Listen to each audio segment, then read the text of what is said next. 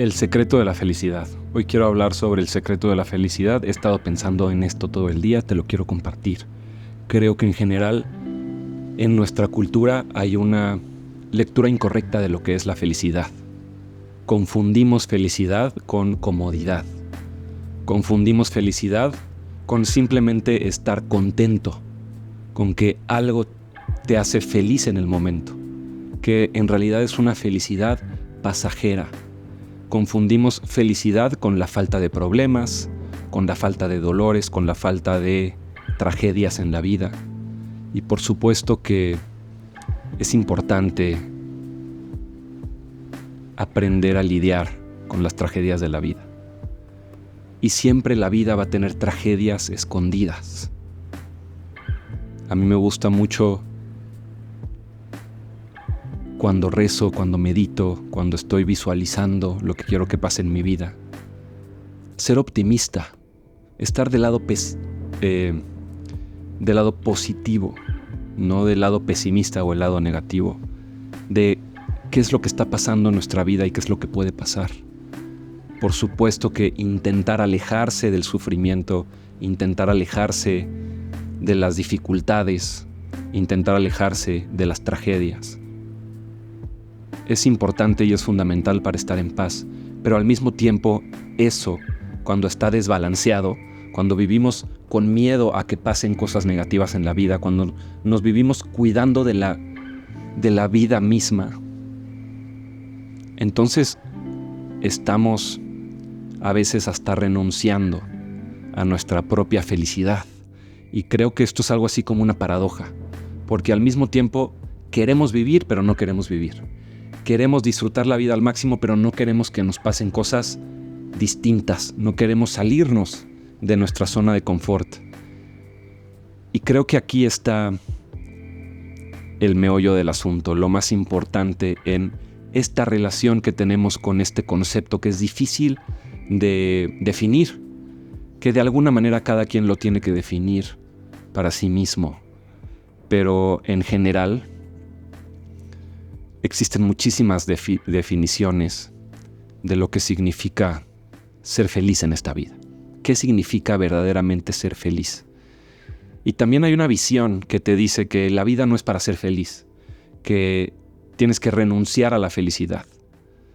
Y esto creo que tiene cierto grado de verdad, pero tampoco hay que caer en esta interpretación muy simplista de lo que significa renunciar a la felicidad. Es renunciar a la falsa felicidad, porque la verdadera felicidad es algo fundamental que, desde mi punto de vista, todo ser humano necesita experimentar, pero no lo puedes experimentar en el momento, porque también hay muchas personas que te dicen que la felicidad es una decisión, que lo único que necesitas para ser feliz es decidirlo en tu mente, y creo que eso tampoco es verdad. ¿Por qué? Porque también muchas personas nos dicen que nuestros pensamientos crean nuestra realidad. Nuestros pensamientos crean nuestro estado anímico, por ejemplo. Y esto, de nuevo, también tiene cierto grado de verdad, pero no es verdad. No es verdad que nuestros pensamientos son la única fuerza que contribuye a la realidad que tenemos. De hecho, nuestras acciones son por mucho más significativas y tienen mucho más peso en la experiencia que terminamos teniendo que nuestros pensamientos. Pero los pensamientos están muy ligados a las acciones. Eso sí, hay que cuidar los pensamientos porque un pensamiento se convierte en un patrón psicológico. El patrón se convierte en lenguaje y luego lo que hablas se convierte en lo que accionas. Lo que accionas se convierte en tu comportamiento a través del tiempo y tu comportamiento a través del tiempo es tu experiencia. O también podemos decir que es tu destino. Dime cómo te estás comportando hoy y te diré qué tipo de vida vas a tener mañana. Entonces, por un lado, ¿la felicidad es una decisión? No. Por otro lado, ¿hay que renunciar a la felicidad? Tampoco. Pero hay que renunciar a la felicidad falsa, la felicidad pasajera, que en general tiene mucho más que ver con la gratificación instantánea. Y la gratificación instantánea es lo contrario a la verdadera felicidad. Y aquí es donde a veces nos perdemos, porque es algo contraintuitivo. En realidad, la felicidad falsa es lo contrario a la verdadera felicidad. La felicidad falsa entendida como aceptar lo que me da placer hoy, lo que me va a hacer contento hoy, lo que va a aportar a mi disfrute de la vida el día de hoy. Y muchas veces confundimos esa felicidad con una justificación que nos hacemos para darnos permiso de acceder a la gratificación instantánea bajo la falsa idea de que esto es disfrutar la vida. Muchas veces se confunde también con hay que ser balanceado, no hay que ser tan estricto con uno mismo, hay que darte permiso para hacer cosas que, aunque sabes que no las debes de hacer, las justificas mentalmente pensando que no está tan mal. Pero muchas veces ese no está tan mal nos llena de pequeños hábitos negativos que pueden parecer insignificantes. Comer comida chatarra de vez en cuando, no hacer ejercicio de vez en cuando, no ser constante, no ser disciplinado, no tener una actitud de que tus hábitos y tus valores sean no negociables. Y creo que al final eso es lo que se requiere para acceder a esta verdadera felicidad, que tiene que ver más con una satisfacción espiritual de saber que estás haciendo lo correcto. Entonces, en realidad, a la conclusión a la que llegué es que la verdadera felicidad tiene que ver con hacer cosas difíciles, con aceptar voluntariamente cierta cantidad o cierto grado de dolor, de sufrimiento, cierto grado de adversidad que ya está presente en tu día y que lo único que tienes que hacer es encararlo. En términos más religiosos, esto se llama cargar tu cruz. Y como yo lo entiendo, que me ha ayudado mucho a entenderlo de esta manera, es que hay ciertos retos y hay ciertos problemas que ya están presentes en tu vida. Pero a veces estás tan distraído o tan entregado a la gratificación instantánea que postergas esos problemas o retos. Los barres por abajo de la alfombra y ahí se quedan hasta que les prestes atención. Entonces lo que hay que hacer es cargar nuestra cruz, es decir, madurar espiritualmente. ¿Y cómo maduramos espiritualmente? Haciéndonos cargo, entregándonos, enfrentando esos problemas, esos retos o esos dolores que ya tenemos en nuestra vida.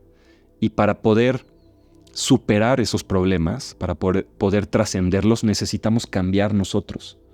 Pero no es nada más cambiar y ya, tenemos que accionar. Pero para poder accionar cosas distintas que nos puedan llevar a solucionar o trascender esos problemas, tenemos que cambiar las ideas que tenemos. Y ahí es donde entra en juego este concepto de ser, hacer, tener. Porque el tener siempre está completamente ligado al hacer. Lo que puedes cosechar solamente depende de lo que puedes plantar, de lo que puedes accionar. Para modificar la realidad maleable tenemos que accionar constantemente en un periodo de tiempo lo suficientemente largo para poder ver resultados. No podemos cosechar sin plantar. Pero después hay otra ecuación. No podemos hacer sin ser. Porque muchas veces cuando te saltas la parte de ser, que simplemente significa ser la persona que tienes que hacer para poder hacer las cosas que tienes que hacer, a veces intentas ir a hacer y no es constante, no es auténtico, no es verdadero. Lo estás forzando y es porque no has cambiado tú. Quieres hacer cosas distintas, pero no has cambiado tú, no has sanado, no te has transformado, no has pasado por un proceso de aprendizaje. A veces necesitas aprender nuevas herramientas o necesitas conectarte con otras personas. Y para eso necesitas actualizarte tú. Y muchas veces esta actualización no tiene tanto que ver con estar dispuesto a hacer cosas nuevas, sino más bien estar dispuesto a dejar de hacer cosas que ya sabes que no tienes que seguir haciendo. Y lo que dejas de hacer es lo que da lugar a lo que puedes hacer. Por eso creo que es muy importante el ser, hacer, tener. No vas a tener sin hacer, pero tampoco vas a poder hacer con constancia, con maestría, con determinación, con una verdadera intención, si no arreglas lo interno primero. Y esto tiene muchísimo que ver con la felicidad, con un concepto más profundo, más espiritual o más existencial de cómo nos relacionamos con la felicidad. Porque nada se siente mejor que una batalla ganada. Pero no hay un sentimiento de haber ganado si no hay una batalla. Y ahí hay muchísimos estudios que la psicología evolucionista ha hecho, en donde se ha determinado que hay una gran diferencia entre algo que tú ganas con esfuerzo y algo que tú ganas como un premio, que en realidad no lo ganas, sino que alguien más te premia, alguien más te lo da, como ganarte la lotería. No es la misma administración del dinero de una persona que no sabe manejar el dinero, que se gana la lotería, a una persona que hace un muy buen negocio, que ha trabajado en su personalidad, que ha trabajado en su valor como persona, que ha trabajado en aportar al prójimo, servir al otro, ser valioso para la sociedad, y que está ganando algo porque puso su inteligencia a trabajar. Entonces hay un intercambio. Entonces, esto creo que es crucial, porque el cerebro, cuando hace algo difícil y después tiene una recompensa, genera muchísimas moléculas, o esto tiene que ver con el sistema endocrino, con las glándulas, por ejemplo. La dopamina es un neurotransmisor muy importante que está relacionado a nuestra relación con el trabajo, con el esfuerzo y con la recompensa, con la búsqueda de una recompensa.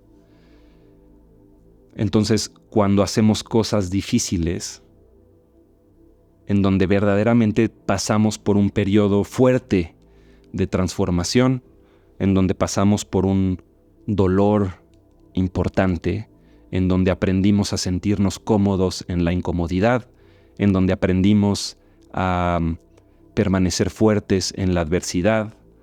Todo eso tiene que ver con un concepto que se llama resiliencia. Pero a mí, antes de entrar en esto que es la resiliencia, que de hecho aquí encontré una definición que me pareció importante compartirte ahorita. Más que eso, el estado mental que se genera cuando te vuelves un guerrero de trascender un problema, superar un dolor, solucionar un reto que tienes en tu vida, el cerebro se transforma a sí mismo y te da lo que necesitas para llegar a ese resultado. Y una vez que llegas al resultado, es completamente distinto si nada más se hubiera solucionado por sí mismo.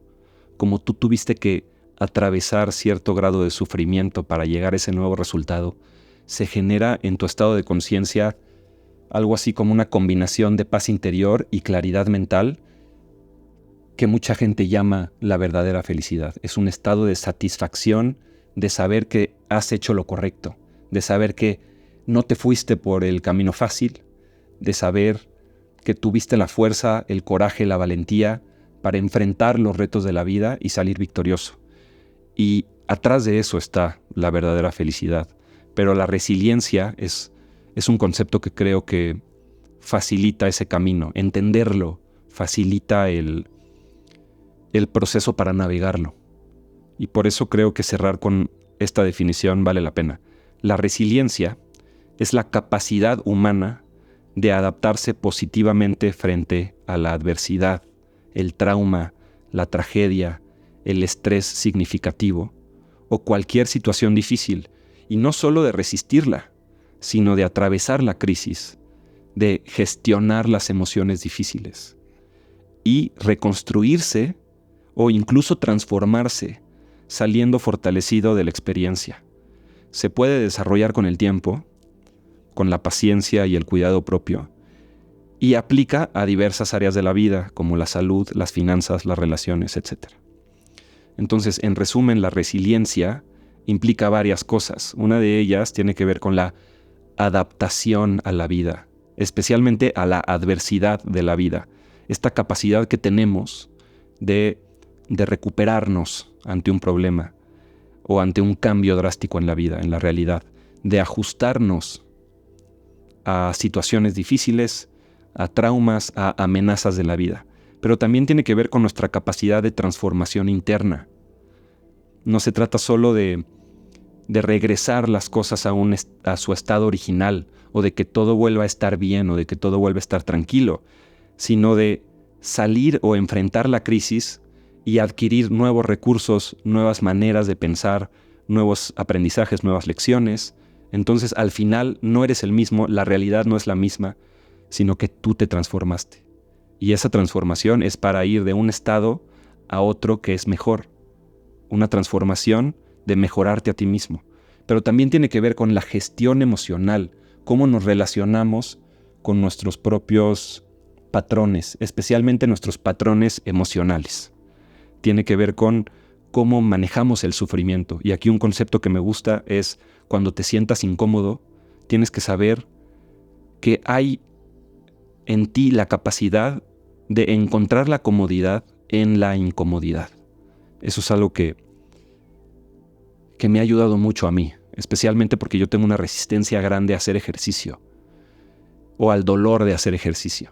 Y hay que saber que en el sufrimiento, en la incomodidad del sufrimiento, podemos encontrar un espacio mental en donde podemos estar cómodos. Aunque suene paradójico, existe. Entonces, no solo el sufrimiento. A veces estamos muy enojados con una persona, con la vida misma. Tenemos ira o tenemos una tristeza profunda o una confusión de quiénes somos, qué tenemos que hacer. Y esto tiene que ver con cómo de alguna manera nos acompañamos a nosotros mismos a través de una situación difícil. Es como aprender a ser tu mejor amigo, aprender a ser amable contigo, aprender a tener autocompasión, que también se puede entender como amor propio. Cómo cuido de mí mismo, aun cuando una parte de mí quiere simplemente entregarse al placer instantáneo, a la gratificación, porque la vida es difícil y prefiero darme palmadas en la espalda y decir: ¿sabes qué? Disfruta. Pero muchas veces tenemos que hacer cosas difíciles para trascender ese periodo y no sentirnos abrumados por las emociones negativas. Y por último, tiene que ver con un sentido espiritual de fortaleza. Mucha gente le llama fortaleza interior, pero creo que tiene que ver mucho más con tu madurez espiritual. Y las personas que no tienen en el centro de su estructura con la que le dan forma a la realidad una fuerza superior, que le podemos llamar Dios, le podemos llamar el Creador, le podemos llamar el Uno, no te recomendaría que volvieras la realidad misma ese Creador, porque una cosa es el Creador y una cosa es la creación. Y muchas personas dicen: no, yo sí creo en Dios, pero en realidad su creencia de Dios es una creencia panteísta. Esto quiere decir que confundes el Creador con la creación, que piensas que el universo es Dios, o que piensas que Pachamama es Dios, o que piensas que el cosmos es Dios. Y esto me parece que en términos teológicos no es correcto, no es acertado, no es la verdad. Entonces hay que empezar a desarrollar una relación con Dios. Pero esta fortaleza interior, muchas personas la quieren encontrar en sí mismos. Entonces es cuando mi ego está en el centro, cuando pienso que yo soy Dios. Y me parece que ese es un grave error, porque eso no se transforma en una experiencia de encontrar una fuente inagotable de fuerza, de fortaleza, que va más allá de la fortaleza individual que tú puedas tener. Entonces, esta idea de una fortaleza espiritual también tiene que ver con esa fuerza que te ayuda a recuperarte rápidamente de las adversidades de la vida, que te ayuda a mantener una actitud positiva, aunque tu ego, aunque tu relación contigo mismo no te lo permita necesariamente. Pero si todo eso se lo entregas a Dios, o a la manera en la que tú tengas de definir a Dios, entonces eso creo que puede ser también la diferencia, puede ser un antes y un después, entre si te mantienes firme a pasar los momentos difíciles de la vida, o si vas a tirar la toalla al final del día. Y la verdadera felicidad definitivamente está en encarar, enfrentar voluntariamente ese sufrimiento, ese dolor, esa adversidad, ese trauma, ese problema, ese reto. Porque cuando hacemos cosas difíciles es cuando podemos atravesar una tormenta y después de la tormenta está la calma. Pero sin la tormenta no tienes lo necesario para disfrutar la calma. A veces se necesita un poquito de oscuridad para poder apreciar el día. A veces se necesita un poquito de dolor para poder apreciar la ausencia de dolor. A veces necesitamos voluntariamente meternos a la tormenta para poder verdaderamente disfrutar la calma después de la tormenta.